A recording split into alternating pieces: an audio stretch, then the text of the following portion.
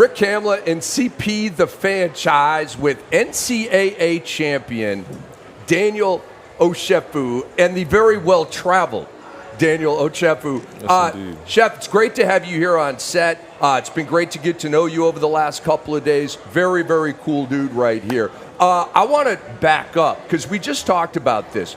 You flew in from China for this. Yeah. You said you're still dealing with the jet lag. So just talk about that journey. And you mentioned the Philippines and, have bag, have ball, you got to check. I'm your guy. Talk about that mentality and traveling the world and get paid to play basketball, man. This is what I do, so it's nothing different from a team calling me for a quick playoff gig and I have to get off of the couch and go perform.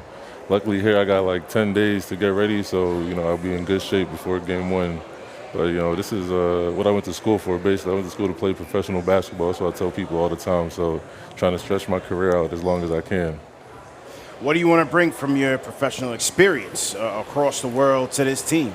Just being able to adapt to new teammates and coaches in a fast-paced scenario. We only got 10 days together, so, trying to get as much chemistry in as we can and then just go out there and perform. Your veteran and seasoned and experience really showed in practice yesterday. And we've watched you play. We watched you win a natty at Villanova and terrific career there. And I personally could just tell, and there were a lot of really good players on this team and a lot of people performed well, but there was a level of acumen. There was a level of veteran that I saw from you, and I just wanted to give you that compliment. Appreciate that. Yeah, and so you've been around, you're accomplished, and talk about bringing that to the wood and what that does to your game. I think that's something intangible in my game that I can always bring to any scenario that I'm in. So bringing the experience and showing my level-headedness and then just trying to, have communication with my coaches and teammates because we all work together at the end of the day. Dr. Phil talked about, and a lot of the coaches talked about the emphasis on defense. How do you want to help this team, being the veteran, being the signal caller? How do you want to help this team defensively? Like you said, just communicating. That's the first part. Luckily enough for me, I made it to the NBA playing defense and rebounding, so that's in my back alley. So just being natural with that and then helping out my guys, letting them know I'm behind them. Do you hate losing more than you love winning? Yeah, hate losing. Winning is default, so you gotta hate losing. Coming from a Villanova guy with Jay Wright, who's got a championship, I understand that answer. What was the biggest lesson you learned from Jay Wright? From attitude. Yeah, whatever scenario you're in, on the court, off the court, is your attitude that you can control. So control that with your effort, and you should be in a good place at the end of the day. So we were talking about this yesterday. He was on the 2016 team. Chris Jenkins, the shot. What a run that was, man. What a run. And you've obviously you've been to the NBA. You're very well traveled. When you look back now, and you got a long way to go. You're still a young fella. Mm-hmm. But how proud are you of what you've done with that orange ball? And you go to Wikipedia. There's a long resume on Daniel Ochefu out here, man. How proud are you of all that? It's dope. That's what I worked on my whole life. I got to accomplish my dream, and it's just a blessing at the end of the day. But something I learned from Coach Wright, just can't hang my hat on that type of stuff. There's a lot of other stuff in life that I'm going to accomplish that's going to be bigger than my basketball career, so just keep knocking on that. Well, talk about some of those things. What do you want to accomplish off the court? Oh, man, just generational wealth for my family, continue to be a good role model to the kids and the people that look up to me, stuff like that. Maintain the legend of Chef. I love it. What are your individual goals here? And then talk about the team goals.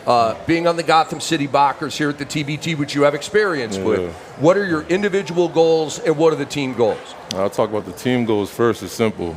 Win the money. You feel me? And continue to build this organization for years to come. Personal goals for me, just building out my resume. This is a good opportunity for me to showcase in the off season for teams around the world. See that I'm healthy, see that I'm able, and opportunity can come from this. Have you any familiarity with some of the players on the roster in terms of playing with or against? Yeah, I played against a couple guys, Jalen Jones and Kwa. And Dakari Tucker, we played against each other a couple of years. And I know my guy Rabbit, he's a slick undercover coach. He's not going to be on the cameras, but he back there to Talk about Dr. Phil McDonald's recruitment of you, your history with him, and your decision to play with the Gotham City Bockers this summer. Oh yeah, the recruitment started from last year. I played with X-Rated Sports, so going through that experience was a good experience for me. I know how the TBT could be, very, very Wild West with some organizations. So having things set up professionally, how Phil had it set up, is always very good. We talked a little bit throughout the season last year, and then confirmed it a couple months ago. So coming back to play with this group with a new identity and a better opportunity to win with 3 games. With 5 games to win and guaranteed 3 games was just an easy bet for me. Talk about some of the, based on your experience in the TBT in the past, what's some of the advice that you want to impart on your team? Staying level-headed and calm throughout the whole game. If we're up 20, down 20, Elam ending, start of the game, we just got to stay level-headed and calm and go with our game plan. And, we're still getting to know each other, so I can't really say, oh, we're going to play like this or like that. But as soon as we have that chemistry, we'll know, our strengths and what we need to be going to.